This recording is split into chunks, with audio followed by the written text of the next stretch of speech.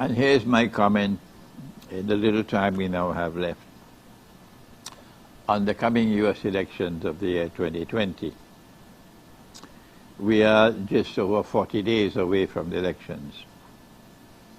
What are the implications of the elections?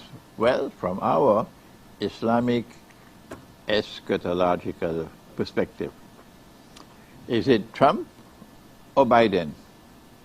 And 4 years ago, was it Trump or Hillary Clinton? Who are those who are anxious for war with Russia and war with China? Was it Trump or Clinton? The schoolboy will say both of them. That's the schoolboy, so forget the schoolboy, he's useless.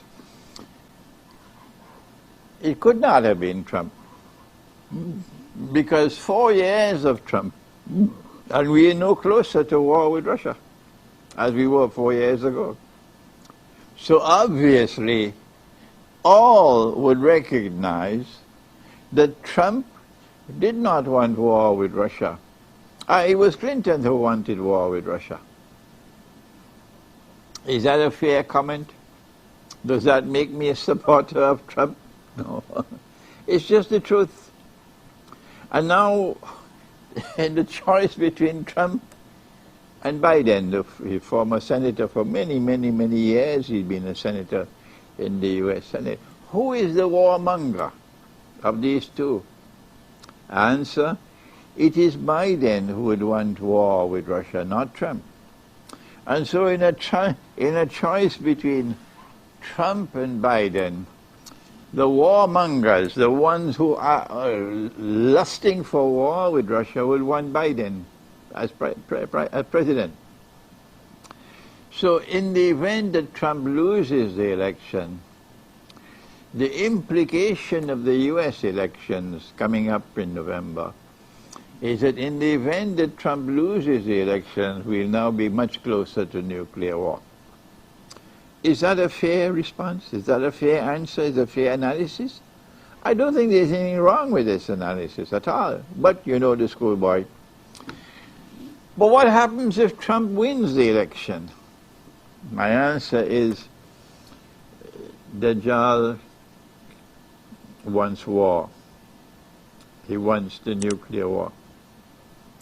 Because he wants to transit from Pax Americana to Pax Judaica. The political scientist does not know that.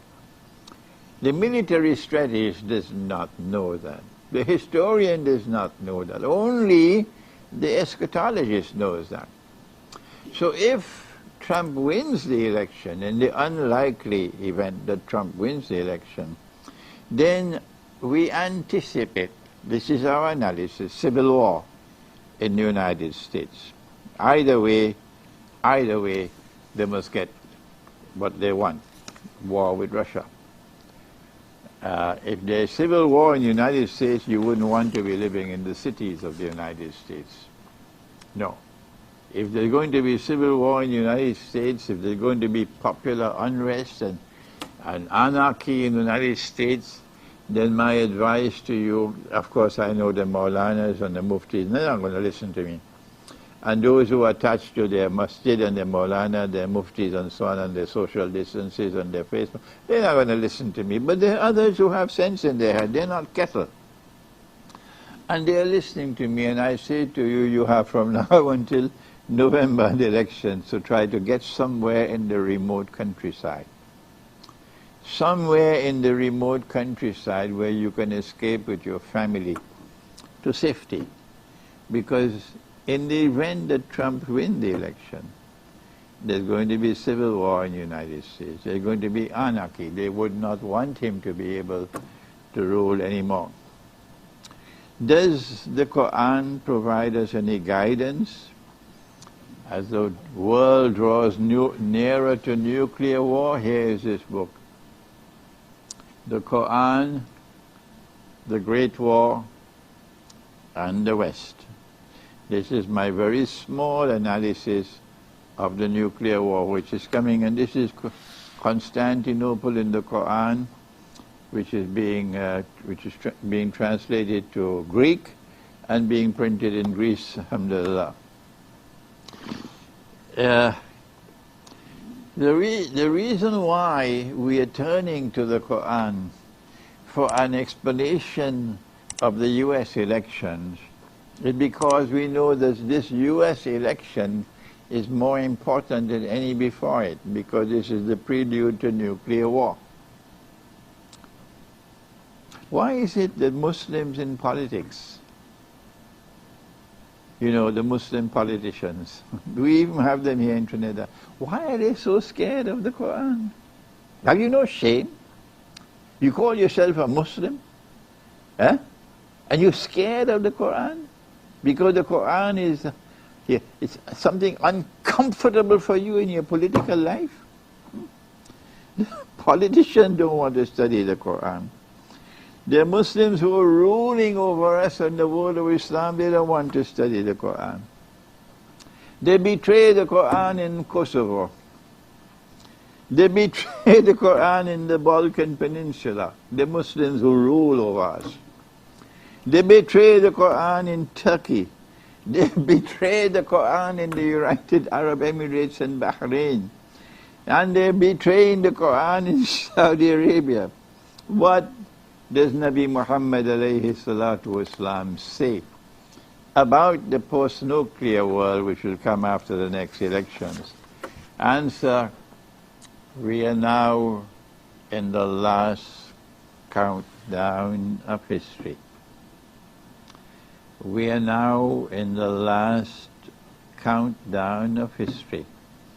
And the U.S. elections is a significant event triggering the last countdown of history.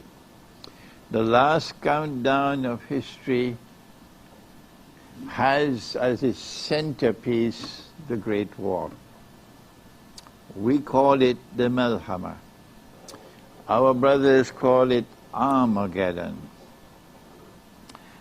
The Great War is coming, and our scholars are asleep. They make no mention of it at all, not even in the khutbah, not in their public writings and the public lectures. They are silent on this subject. And this is why our Prophet said that they will be the worst people beneath the sky. مِنْ عِنْدِهِمْ تَخْرُجُ الْفِتْنَةُ وَفِيهِمْ تَعُودُ. And they will be the centers of corruption of the people. I hope they're listening to me.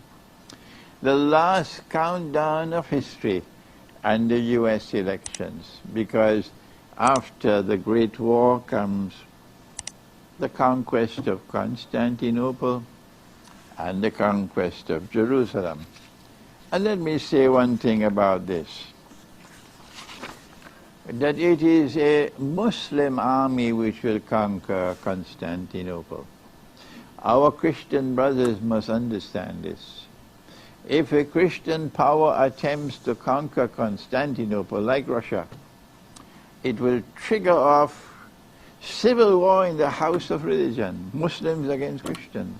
A very foolish thing to do, for Russia to attack Constantinople to conquer it. No, it is a Muslim army which will conquer Constantinople.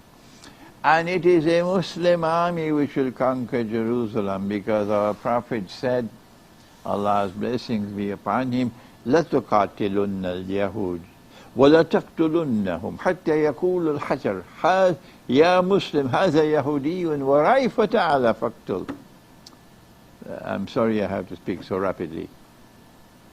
You will most certainly fight the Jews, and you will kill them, you will conquer them, you will defeat them, to such an extent that the stones and the rocks will speak and say, Muslim, there's a Jew hiding behind me. Which Jew? The Jew who is the oppressor, not the Jew who is standing upright for righteous conduct. There's a Jew hiding behind me, so come and kill him, because he ought to be killed as an oppressor. So it is a Muslim army which will conquer Jerusalem, and a Muslim army which will conquer Constantinople. And so the end of history, the last countdown of history, is a time which you see the Ummah of Muhammad ﷺ rising once again in two parts of the world, in Constantinople and in Jerusalem. And that paves the way for Nabi Isa ﷺ, Jesus, to return. This is all that we have for today, because time